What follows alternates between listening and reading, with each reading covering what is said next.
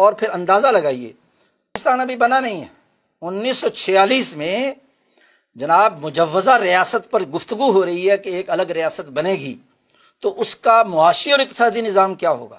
تو ماشاءاللہ آپ نے ورلڈ بینک سے قرضوں کی معیشت کا پہلے معاہدہ کیا ہے، ملک بعد میں بنا ہے، اور اس کی ٹریننگ کے لیے وزیر خزانہ جناب لیاقت علی خان جو متحدہ ہندوستان کے آخری وزیر خزانہ تھے، ان کا جو سیکرٹری تھا ملک غلام محمد جو پاکستان کا پہلا وزیر خزانہ بنا، وہ باقاعدہ ٹریننگ کے لیے کیا IMF گیا، 6 مہینے اس نے وہاں ٹریننگ حاصل کی ہے کہ اس عالمی قرضوں کی معیشت کے نظام کو پاکستان میں کیسے رائج کرنا ہے، اور پاکستان کی پہلی کیبنٹ میں ملک غلام محمد وزیر خزانہ بنا، اور فروری 1948 میں جو اس نے پہلا بجٹ پیش کیا وہ قرضوں کی معیشت کا تھا۔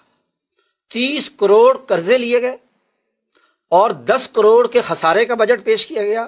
89 کروڑ کا کل بجٹ تھا، جس میں 34 کروڑ آپ کے دفاع کے نام پر آپ کے لیے آیا تھا، ریلوے کے نام پر آیا تھا، اور بہت ہی کم انسانی ترقیات کے حوالے سے اس بجٹ میں 48 کے اخبارات اٹھا کر دیکھ لیں، پورا ڈیٹیل اس کے اندر موجود ہے۔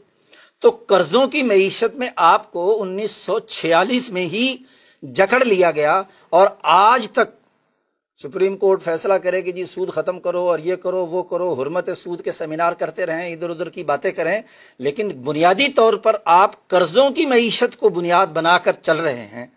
آپ کا اسٹیٹ بینک، آپ کی حکومت، آپ کا سسٹم۔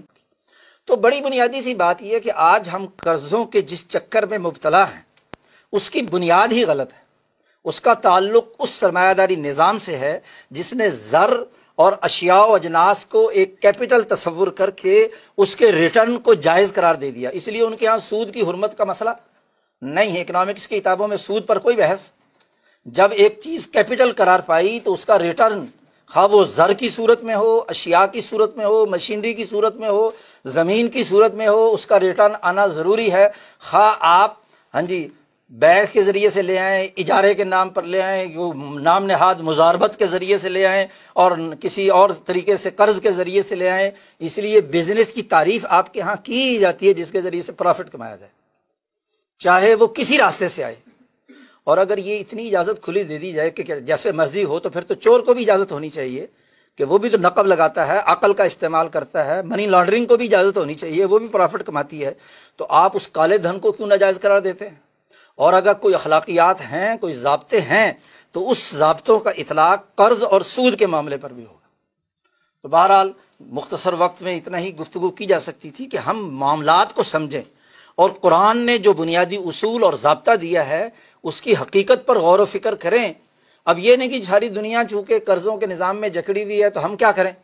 ٹھیک ہے، آپ اس وقت مجبور ہیں، آپ کا بازو مروڑا کر IMF اور ورلڈ بینک نے آپ کو مجبور کیا ہوا ہے، لیکن فکر تو آزاد ہے، سوچ تو آزاد ہے۔ قرآن پر غور و فکر کریں، دین کی تعلیمات اور ان کے اصولوں کو عقلی اور منطقی بنیادوں پر سمجھیں، اور جو ہمارے علمی اور تحقیقی ادارے ہیں یا فورم ہیں ان میں ہم اپنے ان بنیادی حقائق پر بات چیت اور گفتگو کر کے دین کے ان اصولوں کو سمجھنے کے لیے کوشش کریں۔ اللہ تعالی ہمیں دین کے ان اصولوں کو درست تناظر میں سمجھنے اور اس کے مطابق اپنا کردار ادا کرنے کی توفیق عطا فرمائے۔ وآخر دعوانا الحمدللہ رب العالمین۔